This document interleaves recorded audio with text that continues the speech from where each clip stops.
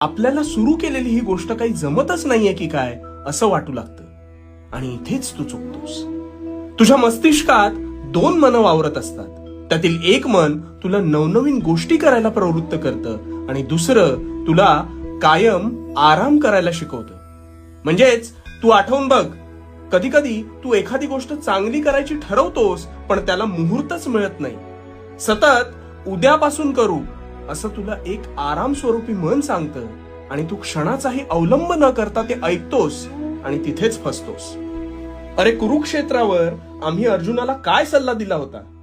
जो स्वतःच्या तत्वांशी प्रामाणिक राहतो तोच हे जग जिंकतो. त्यामुळे आजपासून तुला प्रगतीपथावर मार्गक्रमण करायचं असेल तर तुझ्या मनाला लागणारी वाळवी ही कधीच स्वीकारू नकोस. आणि एकदा का निर्णय घेतलास की झोकून दे, मग बघू तुझी प्रगती कशी होत नाही ते. आणि भिवू नकोस.